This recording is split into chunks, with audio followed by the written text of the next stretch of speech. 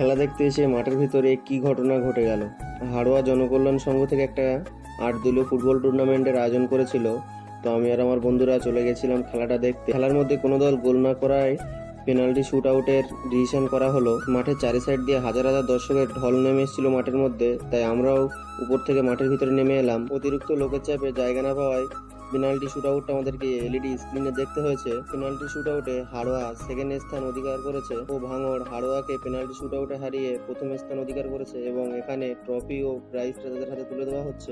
আজকে এখানে সংস্কৃতি অনুষ্ঠান থাকায় আমি আর আমার বন্ধুরা সকলেই মাঠের মাঝে বসে গেলাম। কিছু সময় অপেক্ষা করার পরে অনুষ্ঠান শুরু হয়ে গেল এবং সেই অনুষ্ঠানে গানের তালে তালে আমার সকল বন্ধুরা নাচানাচি শুরু করে দিয়েছে। অনেকটা সময় ধরে নাচানাচি ও আনন্দ করার কারণে আমার একটা বন্ধু একটু ক্লান্ত হয়ে পড়েছে। তো বাই দ্য ওয়ে গাইজ, আমি আমার ওই ক্লান্ত বন্ধুটা ও আরো সকল বন্ধুকে নিয়ে বাড়ি যাই। তোমরা এরকম ভিডিও পেতে আমাদের পাশে থাকো। বাই বন্ধু।